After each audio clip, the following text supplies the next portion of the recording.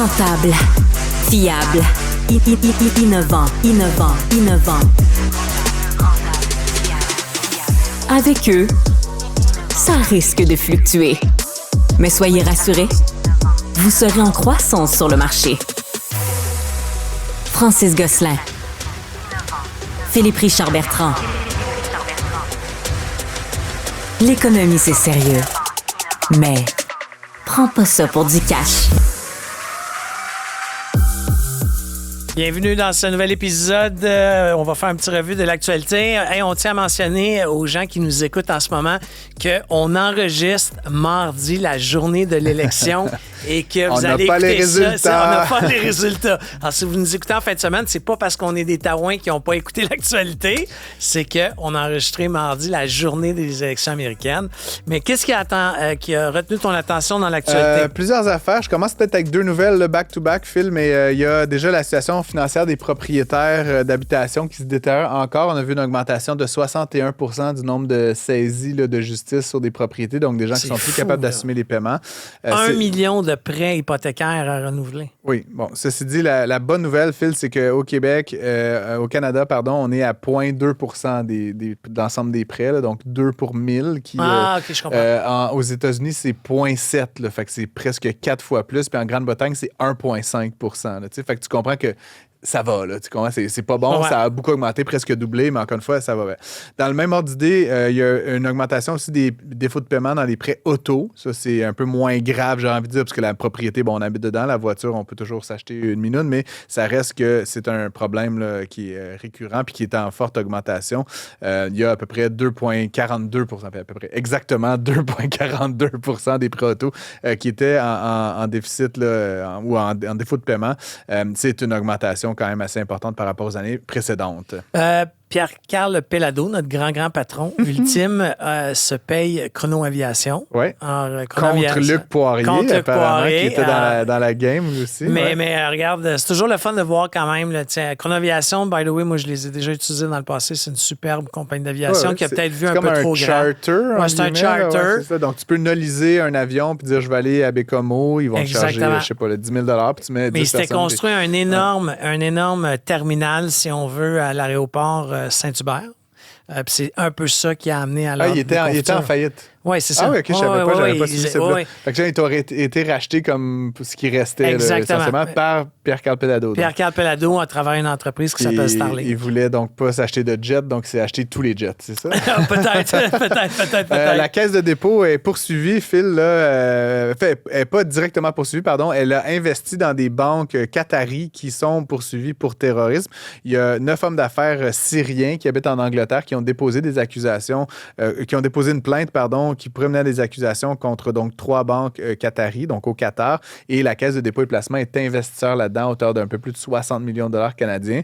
Donc là, évidemment, se posent des questions sur les principes ESG. 60 millions sur l'actif sous gestion. C'est pas beaucoup. Tu dis ça, c'est souvent... C'est 10 millions sur le budget. La première réaction que j'ai eue, c'était exactement celle-là. Ça reste que c'est jamais le fun de voir notre bas de laine investir dans des entreprises entre guillemets un peu douteuses, mais après, Phil, on va se le dire, c'est une banque entière. Est-ce que 3 personnes ont fait une... je me rappelle à une époque, BNP Paribas avait eu des gens qui avaient fait des affaires au Soudan, à Cuba, en Iran, de manière illégale. Ils avaient eu une amende de 12 milliards de dollars, ce qui ne veut pas dire que BNP Paribas, dans l'ensemble, c'est une mauvaise banque, par exemple. On reçoit à l'émission 3 invités super intéressants. Claude Marchand, oui, de LC Éducation, qui vient d'ouvrir un nouveau campus à Barcelone. Donc, LC, c'est le collège La Salle international. C'est ça, exactement. On reçoit aussi Anthony Blais de la compagnie Jiffy. G-Fi. Ça s'appelle. Okay, qui ont levé 7 millions quand même dans leur croissance. Et qui gère en fait l'allocation des espaces à bureau. Donc, vous êtes, je sais pas, dans telle ou telle organisation. Si votre employeur utilise ça, vous pouvez réserver une salle, vous pouvez dire que vous êtes là. Vous pouvez donc un peu maximiser les espaces, surtout en cette ère de télétravail de travail hybride. Souvent, les postes ne sont plus assignés, donc tu peux utiliser cette application-là de G-Fi. Et on termine, Phil, l'émission avec Isabelle Garon, qui est première vice-présidente communication, marketing, coopération et bureau du président chez Desjardins. Donc, elle travaille étroitement avec Guy Cormier. Elle va venir nous parler, c'est le mois de la littératie financière, le mois de novembre, donc elle vient nous parler de littératie financière, de tout ce que fait Desjardins pour soutenir ça. Et on va faire l'entrevue en 2 temps là, avec elle. Fait que dans le deuxième temps, on va parler un peu de la la crise du logement, de l'accès à la propriété pour les jeunes. Pour les jeunes, oui. Donc, restez à l'écoute. On a une belle émission pour vous aujourd'hui. Un taux d'intérêt très élevé qui défie toute la concurrence du marché. Avec Francis Gosselin et Philippe Richard Bertrand. Prends pas ça pour du cash. On a le plaisir de recevoir plutôt notre prochain invité qui s'appelle Claude Marchand. C'est le président et chef de la direction de LCI Éducation. Salut. Bonjour, messieurs. Très content d'être ici. Peux-tu nous expliquer un peu ce que ça fait LCI Éducation pour commencer? D'abord, LCI Éducation prend ses racines dans LaSalle College International, donc Collège LaSalle qui a été fondé en 1959 ici à Montréal, qui s'est exporté dès les années 80, donc dès 89 au Maroc avec un campus à Rabat et un autre à Casablanca. Et s'en est suivi une douzaine, puisqu'aujourd'hui, on est dans 12 pays, à part le Québec puis le Canada. Juste pour les auditeurs qui ne connaissent peut-être pas LaSalle, le Collège LaSalle, c'est un collège privé? Oui, Collège LaSalle est une institution privée, collégiale, subventionnée, donc d'intérêt public depuis les années 70. Puis est-ce que ça offre certaines formations particulières ou c'est comme très large? On peut-tu faire toutes les diplomations là-bas? On est reconnu pour les programmes DEC techniques, notamment, quoique on offre aussi le prix universitaire en sciences humaines, notamment, reconnu mondialement pour notre école de mode, premièrement, mais dans la dernière décennie, on s'est aussi taillé une belle niche, tout ce qui est jeux vidéo, design d'intérieur également. Donc oui, les programmes, je pense que ce qui fait la différence, il y a deux mots-clés, là. On avait les portes ouvertes en fin de semaine. Flexibilité, beaucoup, et encadrement des jeunes et des familles qui nous choisissent. Et qu'est-ce qui vous a poussé à vouloir conquérir l'international comme vous l'avez fait? Je suis assez chanceux. Hein? C'est mon père qui a été directeur général du Collège LaSalle pendant 40 ans. Donc, il a été engagé lorsqu'il avait seulement 30 ans au début des années 80. Et c'est un premier choc démographique que le Québec a vécu dans les années 80. Hein? Donc, l'histoire se répète. Qui a amené l'équipe de dirigeants du Collège LaSalle à se tourner vers l'Afrique francophone pour recruter des étudiants internationaux francophones. Donc, mon père s'est rendu en Afrique, notamment au Maroc. Puis, à l'époque, il a réalisé qu'il y a très peu de Marocains et Marocaines qui allaient confier leurs enfants de 17 ans pour venir étudier à Montréal. À l'époque, il n'y avait même pas de vol direct, ni de Transat, ni de la Royal Air Maroc sur Montréal. Et puis finalement, il a rencontré les propriétaires d'une école de mode à l'époque marocaine. Puis ils ont décidé de s'associer pour créer le premier Collège LaSalle à l'international. Puis s'en est suivi une panoplie de succès parce que là, tu disais qu'il y en avait 11. On est rendu à 12 à travers le monde. 12. On opère dans 12 pays. C'est ça. Puis dernièrement, j'ai vu que vous en avez ouvert un nouveau à Barcelone. Inauguration il y a quelques semaines d'un campus qui a l'air fantastique. Là. J'ai vu des photos. Là. Peux-tu nous en parler un peu? Donc, on est à Barcelone depuis 2013 déjà, donc ça fait un peu plus d'une décennie là, que Collège LaSalle, LCI Éducation opère à Barcelone, ce qu'on appelle LCI Barcelona. Ce qu'on a inauguré la semaine, il y a 2 semaines, c'est un nouveau pavillon. Donc, on a investi 35 millions d'euros pour construire un pavillon absolument exceptionnel, 11 000 mètres carrés. On a même fait le Arch Daily sur Instagram la semaine dernière. OK, ouais, c'est sérieux. Là. C'est une petite merveille. Arch Daily, pour ceux qui ne savent pas, c'est une prestigieuse revue d'architecture. Là. Donc, vous avez été quoi, en page couverture? Oui, on était le post du jour sur leur compte Instagram. Ah oui, d'accord, très intéressant. Absolument. Je suis un peu intrigué, moi. Bon, tu nous as dit, au Québec, on connaît le modèle. Tu dis, c'est une école privée subventionnée. On connaît la routine. Ouais. Comment ça fonctionne quand tu vas au Maroc? Est-ce qu'il faut une entente particulière? Vous êtes quand même une entreprise canadienne qui vient offrir des formations diplômantes selon les normes marocaines. J'aimerais un petit peu comprendre comment tu arrives, tu débarques dans un autre pays avec un autre système d'éducation, un autre ministère, d'autres paramètres financiers. Comment est-ce que vous avancez comme ça d'un pays à l'autre? Excellente question. On est accrédité localement par chaque ministère de l'enseignement supérieur. Donc, c'est le cas en Australie. En Australie, on est accrédité par le ministère local. Et c'est vrai même au Canada. D'ailleurs, c'est une chance parce qu'au Québec, on a un modèle fantastique qui est le modèle collégial, là, qui a les cégeps, qui a les collèges privés subventionnés. C'est un modèle absolument unique au monde. Donc, à Vancouver, on offre en fait des formations de calibre universitaire et on est accrédité par le gouvernement de la Colombie-Britannique. Donc oui, au Maroc, on enseigne en français et en arabe, un petit peu en anglais. À Barcelone, on est accrédité selon le ministère de la Catalogne. Donc, beaucoup de relations gouvernementales dans notre quotidien. Puis c'est-tu compliqué à faire ces démarches-là? Tu sais, c'est quelque chose qui dure, ça prend 1 mois, 2 mois, des années? Je dirais que c'est compliqué initialement et c'est compliqué toute la vie ensuite. Donc, oui, il y a de la complexité. C'est un milieu qui est excessivement contrôlé, là, un peu comme les banques peuvent l'être. C'est très, très réglementé. Mais c'est le boulot de nos équipes, puis ils le font du mieux qu'ils peuvent. Pourquoi, là, Barcelone, Rabat... Bon, Rabat, je peux comprendre l'histoire là, que tu as racontée, Claude, avec, la francophonie. Francophonie, pénurie, etc. On voulait attirer des gens. Bon, une chose. Comment, en fait, ma question est assez simple. Comment est-ce qu'on détermine, mettons, vous avez ouvert Barcelone, vous avez investi quand même pas une petite somme. Ouais. Pourquoi là et pas, je sais pas, en Finlande ou, en Italie? Ou, pourquoi n'importe où ailleurs, là, je veux dire, à la limite, comment vous déterminez que c'est vraiment dans cette ville-là qu'on va faire un immense investissement comme celui que vous venez de faire à Barcelone? Bien, première chose, quand on en vient au point où on fait une expansion de notre réseau, je suis pas un très grand gars de sport, mais comme dans la LNH ou peu importe, là, à un certain point dans l'histoire, on se dit, OK, là, on est prêt pour une autre phase d'expansion. Et là, on se met à réfléchir aux critères de cette expansion.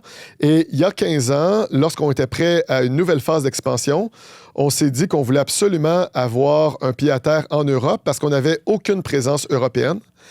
Et on était reconnu partout dans le monde pour nos programmes de design, sans présence en Europe.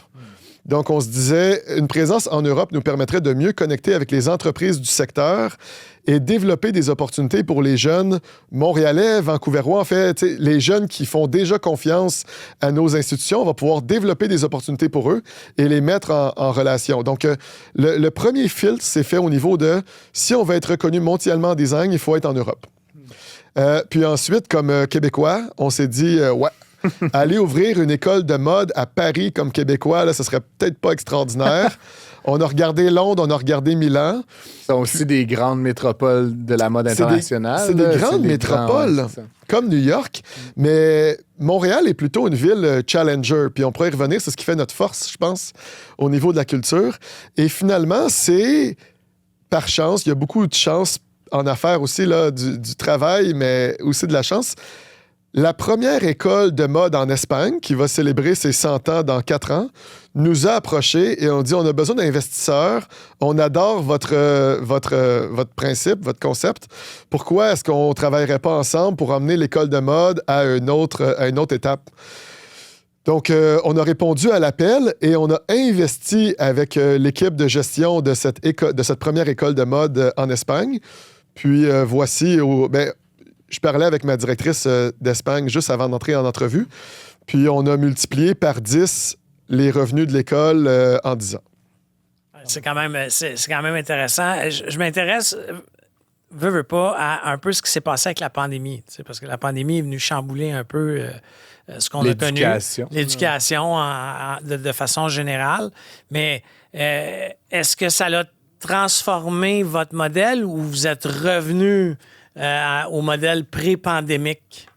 Bien, comme tu sais, on avait déjà fait plusieurs investissements depuis au moins 15 ans en formation en ligne. Donc, on avait déjà tous les outils nécessaires, les plateformes. Donc, on a réussi en 3 ou 4 jours seulement à basculer l'ensemble de nos étudiants à travers le monde, incluant l'Indonésie, incluant en Tunisie, sur notre plateforme d'enseignement en ligne.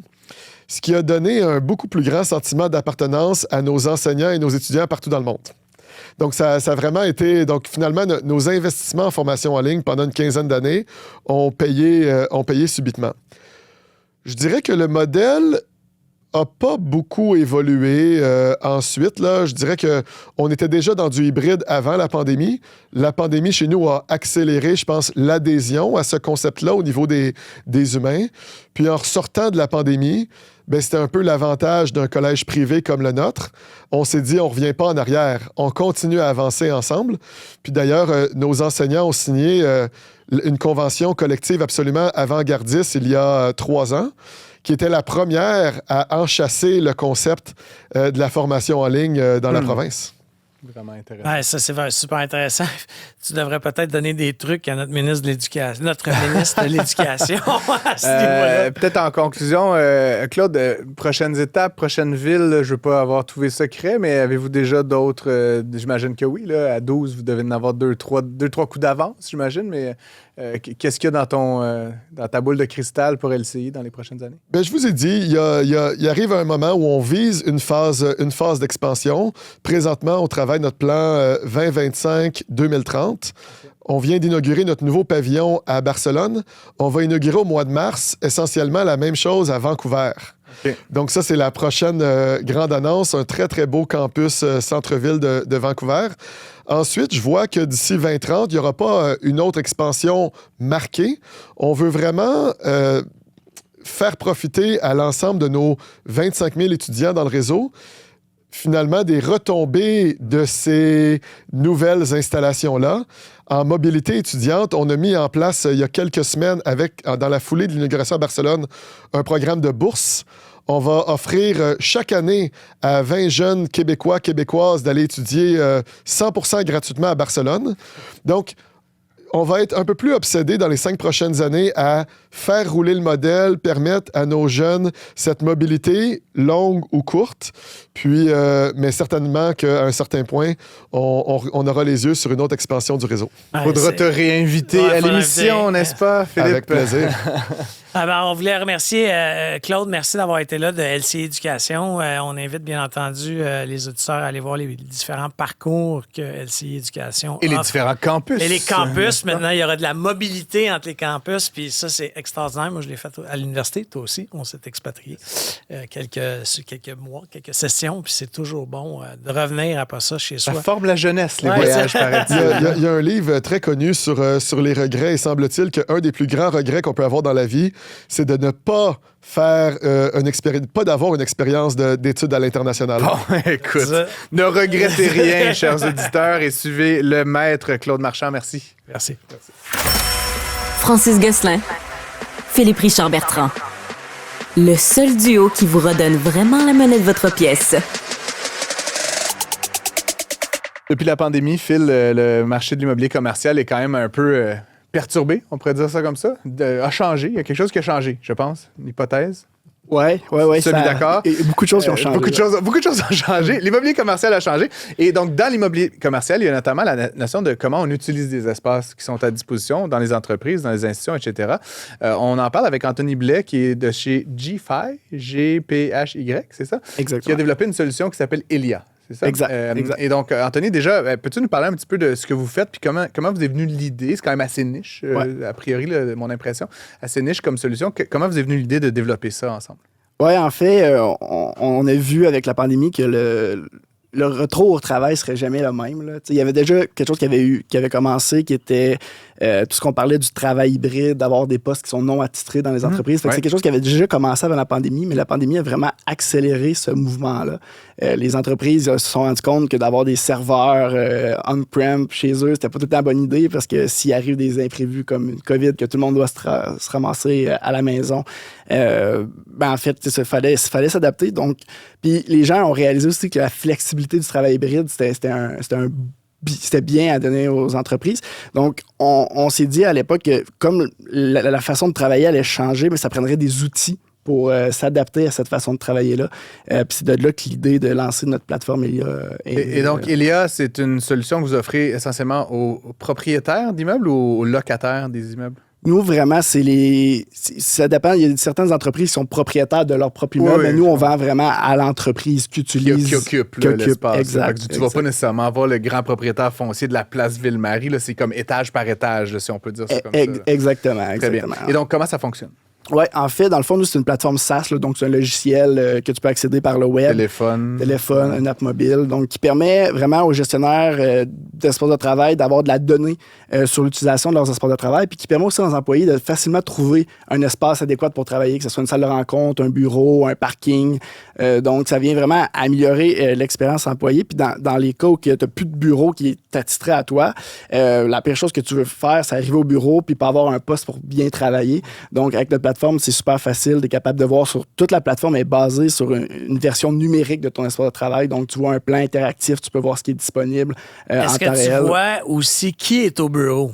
Oui. Parce que ça peut être un facteur, je présume, si tu sais que hey, tel membre de l'équipe ont réservé un bureau, ben hey, je vais y aller. Ça va me permettre de faire 2 rencontres que j'avais avec eux en live, là, en présentiel. Oui, c'est un super bon point. Oui, c'est le genre de choses qu'on fait avec la plateforme. Puis on envoie aussi des notifications quand tes collègues favoris avec qui tu collabores beaucoup prévoient être au bureau. On envoie une notification directement dans Teams, dans Slack, dans les logiciels de communication interne. Puis ça permet vraiment de un peu synchroniser la venue au bureau parce que personne veut venir au bureau pour passer la journée sur Teams. Exact. Ouais, effectivement. Et donc, comment ça fonctionne, mettons, le cycle de vente? Là, parce que c'est quand même, j'imagine qu'une fois qu'on a choisi ta solution, le coût de switcher à une autre solution, de rembarquer tous ses employés sur une autre plateforme et tout est assez coûteuse. Là, donc, j'ai l'impression que c'est un choix qu'on fait comme un peu une fois. Là, en bon économiste, je te dirais que c'est sticky comme solution. Comment est-ce qu'on fait pour justement s'assurer de rentrer aux bonnes places le plus rapidement possible? Oui, en fait, en ce moment, ce qu'on se rend compte que notre plus gros compétiteur, c'est encore le chiffrier Excel. Là. Donc, les entreprises ont un Excel, puis ça s'écrit qui va réserver quel bureau là-dedans. Donc, nous, on essaie vraiment d'éduquer les entreprises qu'il y a des solutions puis qu'il y a un avantage, pour l'expérience employée, mais aussi optimiser tes espaces, là, sauver des coûts. Un exemple avec ça, c'est avec la tour de Québécois à Montréal. On a réussi à tout combiner les bureaux en un bureau. C'est super efficace, donc on peut sauver des coûts. Donc, nous, oui, il y a un coût de changer après, une fois que c'est changé. Fait que c'est beaucoup un changement de culture aussi. Là. Donc, on doit apprendre à expliquer aux employés pourquoi on met des solutions comme ça en place. L'objectif, c'est vraiment d'améliorer l'expérience, de sauver des coûts pour l'entreprise, puis que les espaces soient vraiment adaptés aux besoins de cette nouvelle réalité, là, qui est un travail qui est beaucoup plus dynamique. Là. Vous avez récemment levé 7 millions de dollars. Est-ce que c'est bien ça? Oui, exact. En fait, le 7 millions... Qu'est-ce que tu fais ici? Tu devrais être au Bahamas. non, mais blague à part, c'est un jalon quand même important, j'imagine, pour G5. C'est quoi le plan, en fait? J'imagine que tu vas pas tout nous dire, mais c'était quoi le pitch, mettons, pour convaincre les investisseurs de mettre autant d'argent dans la continuation de l'entreprise? Oui, en fait, nous, on a lancé la plateforme en janvier 2023, donc comme le début du retour, là, la pré-pandémie. On est passé de 0 client à une centaine de clients, 20 000 utilisateurs sur la plateforme. Fait que, on est en pleine croissance, mais on est resté vraiment focus au Québec, Canada anglais. Donc, on a un peu de nos clients qui sont dans le Canada anglais. Là, l'objectif, c'est vraiment d'aller aux États-Unis. Donc, c'était un petit peu ça le pitch de vente. C'était de dire, OK, là, on a une belle croissance, il faut aller répliquer ça à New York, dans des marchés où que de l'immobilier coûte cher, que les gens se déplacent beaucoup, que tu as besoin de solutions pour t'adapter. Donc, c'est vers là qu'on s'en va. Puis, comment qu'on lève une ronde de financement comme ça, dans le sens où on fait toc-toc-toc à des VC? Québécois est investisseur. Oui, Québécois a investi. Et Qscale et d'autres, là, mais fait que t'es allé knock-knock chez Pierre-Carl, puis... Voici mon PowerPoint. pour ce qui est de Québécois, en fait, ils ont un fonds spécialisé pour investir dans des... Je blague, mais... mais oui. Mais oui, tu fais la tournée. Là, il y a dans les réseaux de start-up, il y a plusieurs événements là, pour rencontrer des gens. Puis tu te fais dire non. Puis de manière, tu réussis à convaincre quelqu'un que ton idée, c'est la meilleure. Puis qu'on va grossir. Là, donc, c'est ça. Là, une fois que tu en as un premier, souvent, il y en a d'autres qui décident de suivre. Hein, exact. Les gens ont besoin de validation. Là, donc, si quelqu'un croit en ce que tu fais, après ça, souvent, les autres suivent. C'est ça. Puis là, c'est 7 millions qui est arrivé comme d'un coup. Vous avez fait... C'est des phases...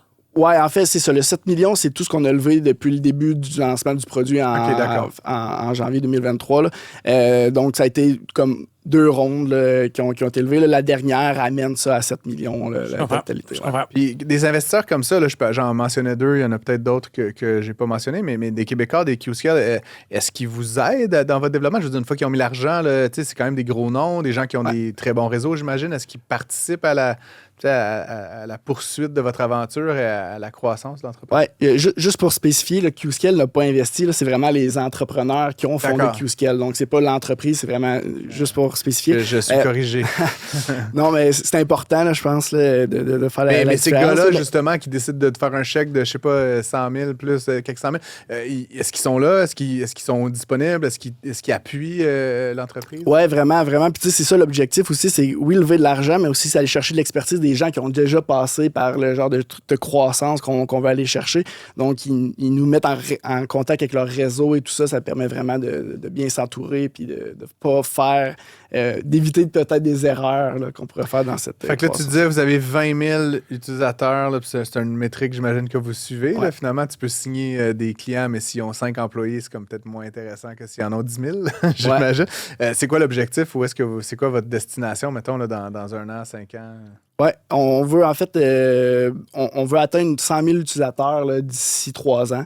Okay. Donc, faire x5 le nombre d'utilisateurs. Donc, puis c'est vraiment en passant par les États-Unis parce que le marché canadien est beaucoup plus petit que le marché américain. Là. Donc, nous, le premier marché qu'on cible, c'est New York. Donc, c'est ça. Puis comment le marché américain, j'imagine que vous avez déjà commencé là, à explorer un petit peu ça, à faire des études de marché, où tu dis déjà New York, c'est-à-dire que vous avez fait une élimination, j'imagine. C'est différent, le marché américain quand même, là, c'est un petit peu plus requin, négociation et tout ça. Comment vous voyez le développement de la compagnie là-bas? Avez-vous déjà des gens sur place? Explique-nous un peu la stratégie de pénétration du marché aux États-Unis. Ah, c'est une super bonne question. En fait, effectivement, c'est un marché qu'on ne connaît pas, donc il va y avoir beaucoup d'essais-erreurs, d'explorer qu'est-ce qui ne fonctionne pas, parce que les ventes, c'est rare que tu trouves une recette qui fonctionne toujours. Tu es tout le temps en train de te réinventer, puis essayer de trouver comment rejoindre tes consommateurs. Donc, c'est quelque chose qu'on va essayer. Nous, on est en train d'engager, en fait, des reps là-bas directement, parce qu'on pense que, bon, un Américain vend bien, un Américain, d'être sur place. Tu sais, la business se fait beaucoup en ligne aujourd'hui, mais de venir quand closer des gros comptes, ça se fait encore en personne, puis on croit fortement à ça. Puis pourquoi New York? Nous, je dirais que nos clients idéaux, c'est vraiment tout ce qui est services professionnels, des comptables, des avocats qui ont beaucoup de bureaux, par exemple à Place Ville-Marie à Montréal, ils ont plusieurs étages qui sont vides, qui payent. C'est des coûts, l'expérience en employé aussi n'est pas super. Donc, puis en regardant où se situent ces gens-là aux États-Unis, mais New York, c'est vraiment le pôle de tout ce qui est services professionnels. Tu as sûrement pensé, mais tu sais que tu peux te faire beaucoup aider par les délégations générales du Québec, puis les Industries Canada là, dans les différentes... moi, dans ma carrière, j'ai fait ça. Quand j'ai ouvert à New York, moi, c'était principalement la délégation du Québec qui m'avait aidé à l'époque, là, beaucoup pour faire les premières rencontres. Puis, dernière conseil comme ça, juste entreprises canadiennes établies à l'étranger, tu sais, faire la liste des entreprises canadiennes qui sont à New York. Souvent, c'est une porte d'entrée beaucoup plus rapide.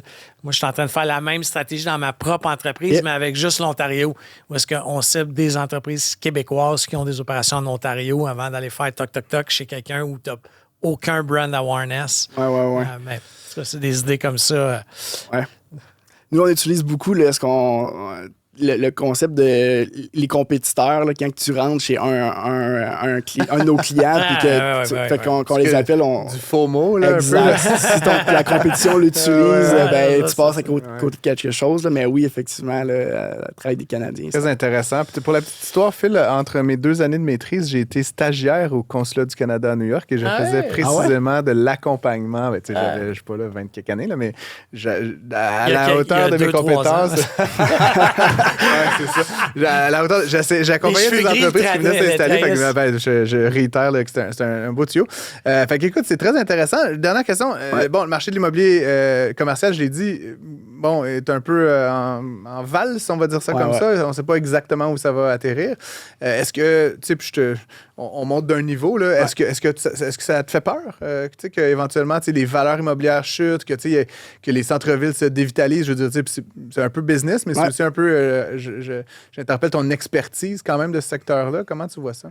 Oui, ben, tu sais, je suis pas un expert, mais moi, ce que je vois, c'est qu'un jour, il va falloir revaloriser les espaces à bureau, peut-être en logement ou en trucs comme ça, parce que effectivement, le bureau, comme qu'on l'a connu, sera plus jamais le même. Puis nous, on croit fortement à ça. Puis c'est pour ça qu'on investit autant dans la technologie, dans la façon dont on utilise le genre de l'espace. Mad Men là, des années, je sais pas, le 70, là, tout le monde rentre dans sa petite case, là, puis est au bureau. Dans son petit cubicule. Exact, des cubicules de 8 à 8. vue, Là, puis ouais. Ouais, ça n'existera plus. Là. Tu sais, les espaces pour plus collaborer, on génère des idées, on a des bouts, c'est très, très dynamique comme espace.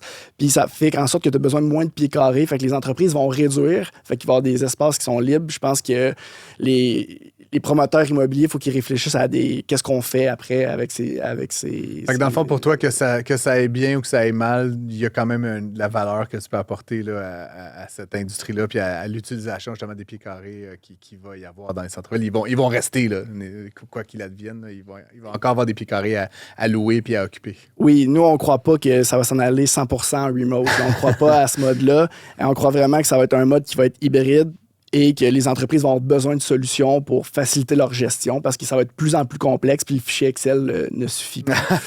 Non, mais il y a aussi, tu en as un peu parlé, mais toutes les données, c'est super intéressant. Là, moi, j'ai un ami qui utilise ça. Je ne sais pas si c'est ta plateforme, là, je l'espère, mais les données qu'il y a de qui est allé au bureau, quand, etc., c'est juste du bon data pour prendre des décisions après ça. C'est intéressant. Anthony Blais de chez G5, merci beaucoup d'avoir répondu à nos questions. On a découvert un nouvel univers très intéressant. Merci. Merci.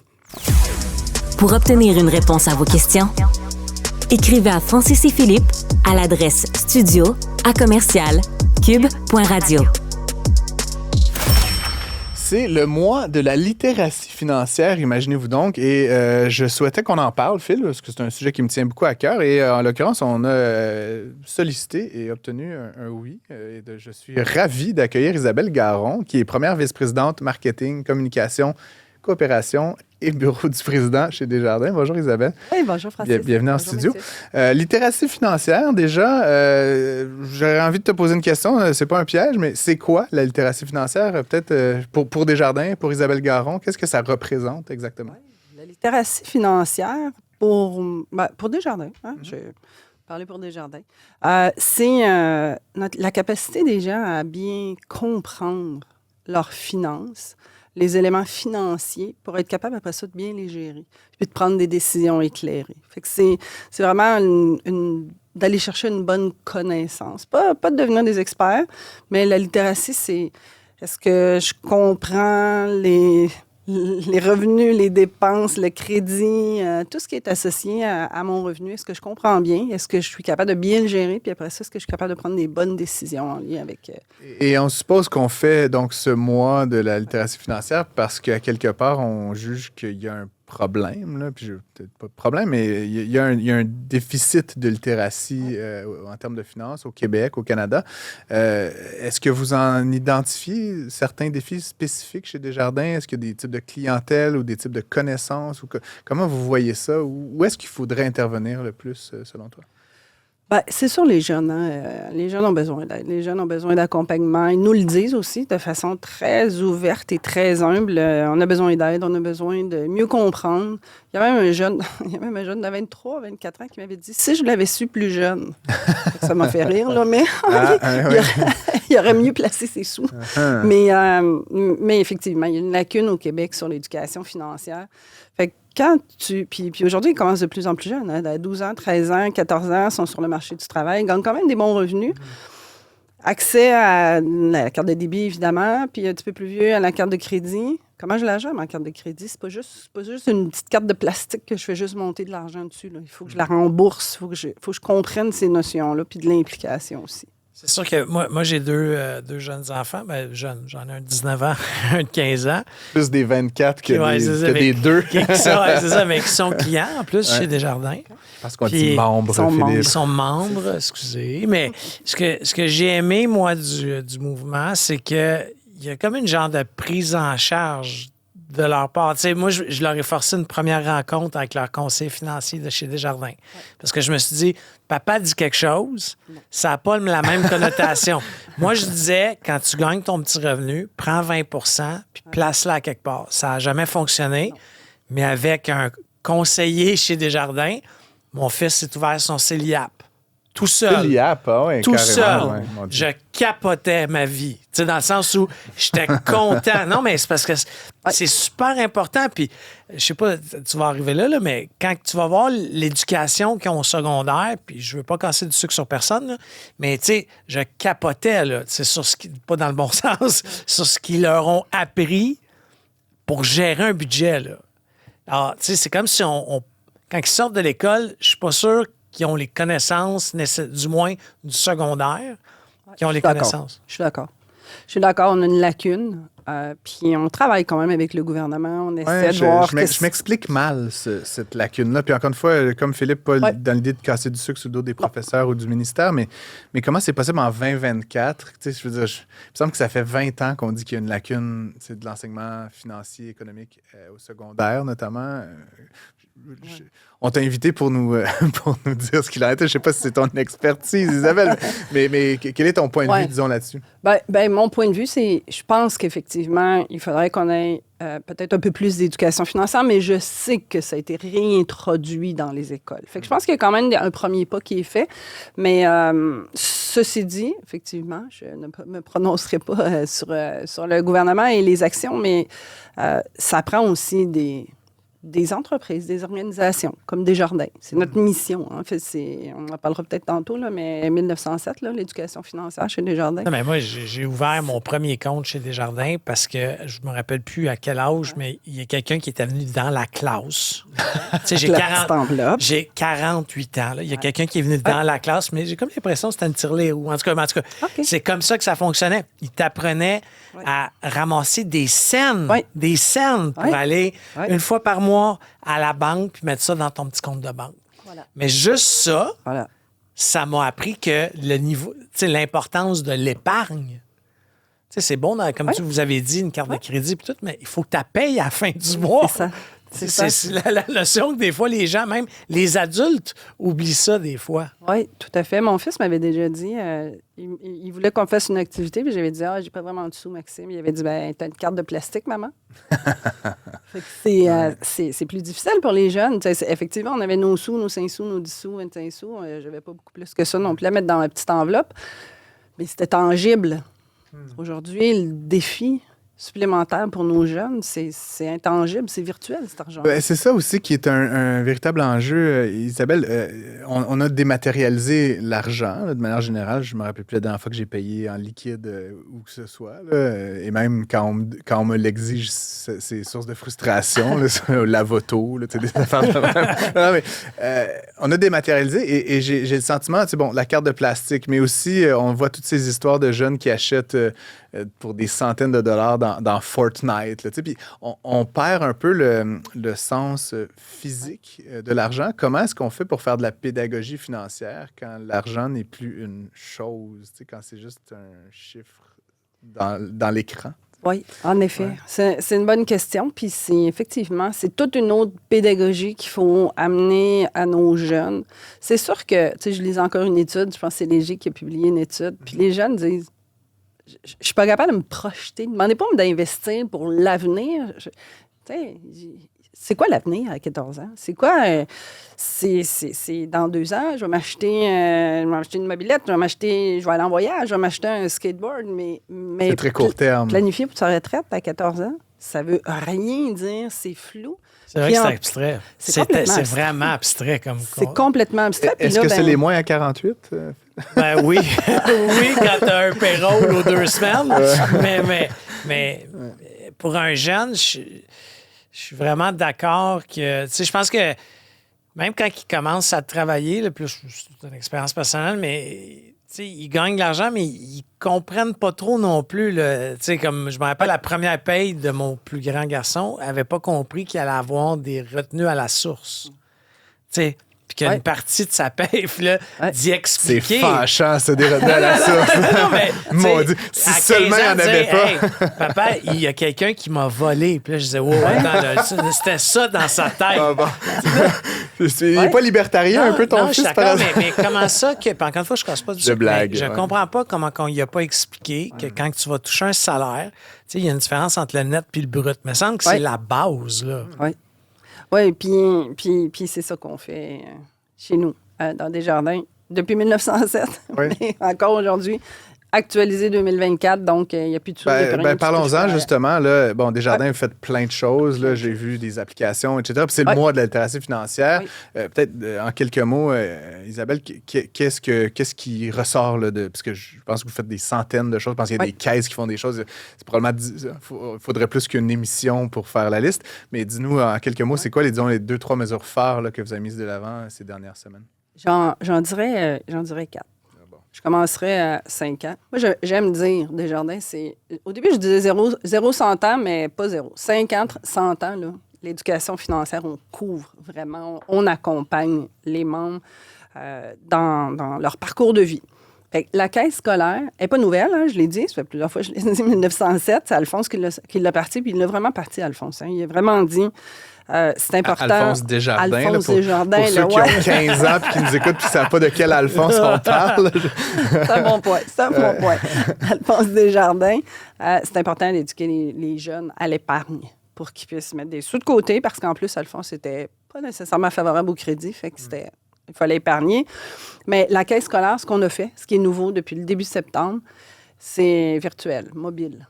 Fait que je suis convaincue que vous l'avez sur votre application. Là. Surtout avec des jeunes enfants, là, allez downloader de App Store ou Google Store.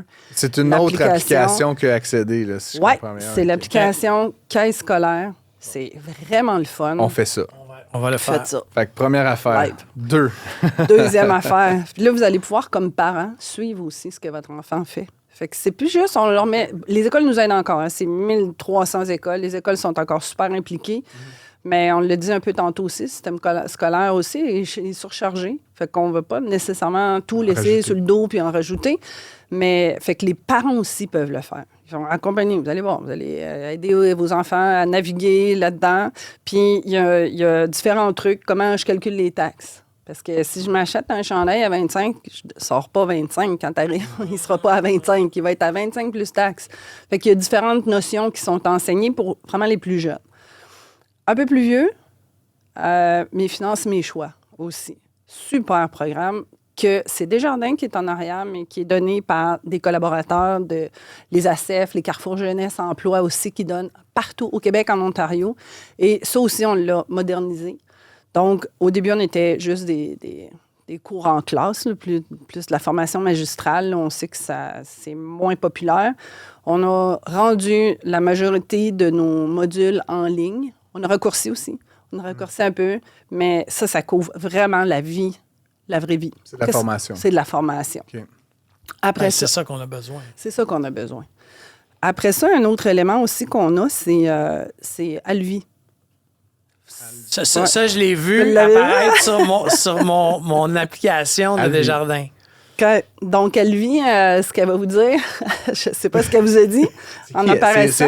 C'est un chatbot? C'est un assistant virtuel. C'est un assistant virtuel. Alvi, Alphonse, puis virtuel, puis pour la vie financière. Donc, un petit jeu de mots. Alphonse virtuel. Ça, je ne savais pas. Et c'est ça, il va vous dire... Alvi!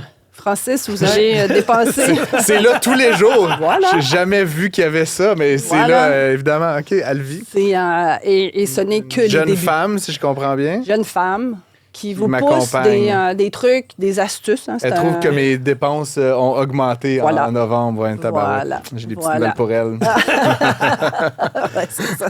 C'est peut-être elle qui a des nouvelles, mais pour l'instant, il y a 24 astuces, mais c'est vraiment là, ce n'est que le début. On veut aider les gens, les accompagner à regarder, à porter attention des fois. Oups, ta paye a baissé ce mois-ci. Pour un jeune aussi, là, ma paye a baissé, qu'est-ce qui se passe? Je vais voir mon employeur. Il y a eu une petite erreur sur ma paye ou peu importe. Il y a des astuces comme ça qui sont poussées. Au 1er janvier, on a les gros prélèvements d'arrière-Q. C'est ça. Ça, c'est normal. Elles vont vous le dire, Francis, c'est normal. Puis, on a un dernier jeu qu'on a sorti l'année passée, mais c'est extraordinaire, puis qu'on a modernisé. On n'a pas, en fait, modernisé. On a rajouté des, comment on appelle ça, des sessions, des mises en situation. C'est Aléa. Ça, c'est l'âge 16-25. Bon, pour tes gars, ça file. Encore, App Store, vous allez downloader. Et ça, ce qui est génial là-dedans, c'est que vous pouvez faire toutes les erreurs que vous voulez dans vos décisions financières. Ça a zéro impact. mais ça va vous guider pour les vraies décisions que vous allez prendre après ça dans votre vraie vie de j'ai eu le goût de m'en aller en appartement, mais en même temps, j'ai le goût de faire un voyage, puis j'ai des études à payer. Ça se peut que ça ne marche pas dans le budget, ça se peut que ça n'arrive pas dans notre budget. Fait que dans le jeu, on va l'essayer, puis on va réaliser que ça n'a pas fonctionné, puis on va se retrouver à la rue.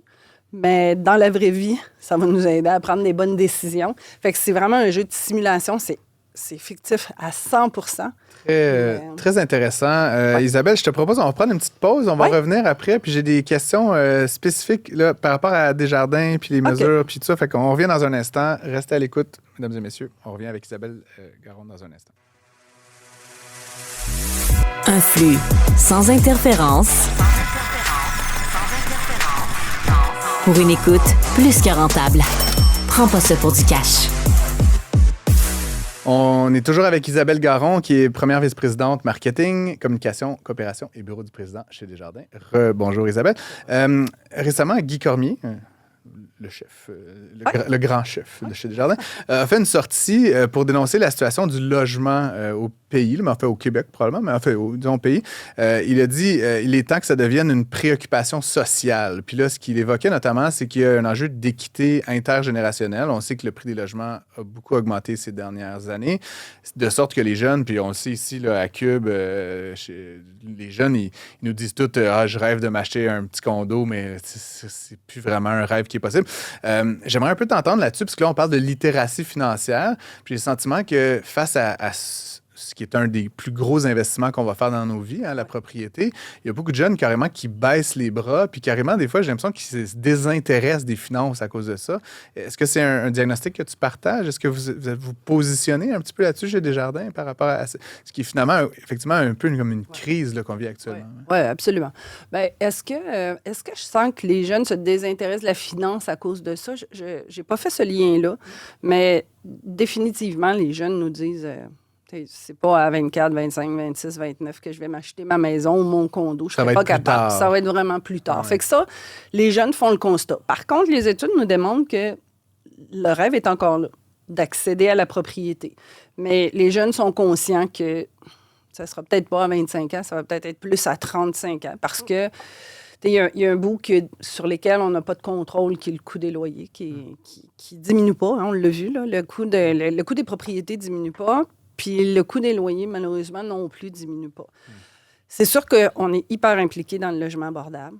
Chez Desjardins. Chez Desjardins. Ouais. J'ai vu que vous aviez financé des projets là, récemment. Je ne veux pas me mettre les pieds dans les plats, mais il me semble un truc Angus, là, ça se peut. Oui, vous avez été tout à fait. Ça, 1000 logements. 1000 logements, quelque chose comme ça. Je regarde mon... en tout cas. Oui, c'est ça. Et d'autres, là. Mais en tout cas, j'ai vu pas mal de choses que Desjardins était soit le bailleur de fonds ou carrément, des fois, vous avez mis de l'argent. Mais oui, effectivement. Donc, et ça, c'est intéressant parce que c'est du côté de l'offre. Parce que comme économiste, moi, je te dirais, tu sais, on a fait beaucoup de choses ces dernières années. CELIAP, Phil t'en a parlé dans la première partie. On a abaissé certains seuils ou rehaussé d'autres. On a essayé de rendre l'accès plus facile, mais finalement, comme tu dis, les loyers coûtent plus cher et les propriétés coûtent plus cher. Fait que c'est comme une course... Une course difficile à gagner là, pour ceux qui ne sont pas déjà dans le marché. Ouais. Mais moi, je ne suis pas économiste, puis bon, je ne suis pas dans le domaine bancaire, mais tu sais, que ça soit le CELIAP, tu sais, à mon époque, à moi, tu pouvais rapper. Là, tu peux encore, techniquement. Tu peux encore, bon, c'est moins intéressant, mais ouais, c'est ça. Mais si un jeune, tu sais, qui a 18 ans, commence à contribuer dans son CELIAP à 18 ans, au moment de son 18 ans, peu importe la somme qu'il peut contribuer, je pense que, tu sais, ça peut être bénéfique si il contribue pendant 5-10 ans. Ça ne peut pas nuire, tu sais, avec les intérêts composés, puis nonobstant la hausse et la baisse des marchés financiers après ça, je pense que ça ne peut pas nuire. Mais il faut leur mettre ça dans la tête, parce que mon garçon, quand j'ai expliqué tu sais, là, il faut que tu contribues à tous les mois, là, tu sais, pas une fois de temps en temps. Tu sais, c'est toute cette notion-là qui n'est pas... mais il faut que les jeunes mettent de l'argent de côté. La problématique que les 25-30 ans ont, parce que moi, c'est la base de mes employés, là, pour ton information, c'est qu'ils allument à 25 ans, je veux une maison, puis ils n'ont pas mis d'argent de côté. C'est là le problème. Tu sais, nous, on était, moi et toi, là, parce que je te connais bien, peut-être madame, mais tu sais, on avait peut-être plus de prévoyance que ça. Tu sais, moi, quand moi je travaillais à 25 ans, j'avais de l'argent de côté. Moi aussi, j'ai allumé tard, Phil, mais la différence, c'est qu'en 2, 3, 4 ans, on était capable de mettre des sous de côté pour mettre une mise de fonds. Puis j'ai l'impression qu'une fois que tu es rentré dans la valse de l'immobilier, puis tu sais, Desjardins, vous avez 38 % du marché, là, quand même. Vous êtes un acteur dans le domaine hypothécaire, là, vraiment de premier plan. Fait que, est-ce que vous voyez, justement, le CELIAP, parlons-en un instant, mais est-ce que vous voyez de l'appétit pour cette mesure-là? Ah, tout à fait. Oui, ça fonctionne. Là, c'est pas juste un plan sur la comète à Ottawa. Là. non, c'est pas juste une balloune. Ça a suscité beaucoup d'attractivité, notamment, effectivement, là, chez les jeunes. Mais ils sont conscients, les jeunes, qu'il faut commencer là pour être capable d'y arriver, mais ça va être un petit peu plus tard qu'on va réaliser notre rêve. On sera peut-être pas capable de le réaliser aujourd'hui. Parce qu'effectivement, à notre époque, même si on se réveillait tard, moi aussi, je fais partie de l'équipe qui s'est réveillée plus tard que plus tôt. Je dirais pas le coût de ma maison, pas très mais c'est difficile. ridicule. Ouais, c'est ridicule. Ça, je l'ai revendu 5 fois le prix. Puis là, après ça, c'est parti. Là. Après ça, tu réinvestis en... C'est de rentrer dans le jeu. Ben, c'est rentrer dans le jeu. Bon, j'ai comme une hypothèse, mais j'ai l'impression... Moi, bon, je connais bien l'économie, puis j'ai l'impression que des fois, c'est les gens qui connaissent bien ça, qui ont un conseiller financier, qui ont un fiscaliste, qui ont un comptable, qui sont bien entourés. Et paradoxalement, ceux et celles qui connaissent moins bien ça sont parfois moins bien entourés. C'est comme comment dire, le serpent se mord la queue. Chez Desjardins, on peut parler à quelqu'un, un planificateur ou un conseiller financier. Si demain, tous les Québécois voulaient parler à un planificateur ou à un conseiller, non, mais en tout cas, ça coïnciderait. Comment vois-tu ça, en fait? Encore une fois, là, très librement, là, je veux pas...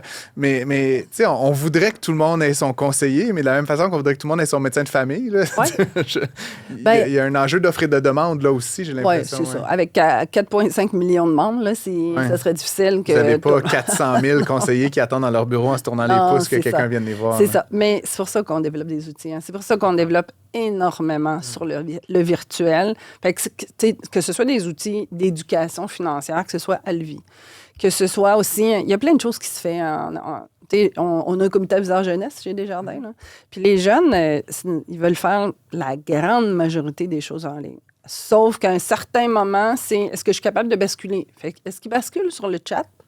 Ou est-ce qu'ils ont besoin de parler à quelqu'un? Mais il y a quand même un grand bout qu'ils sont capables de faire seuls.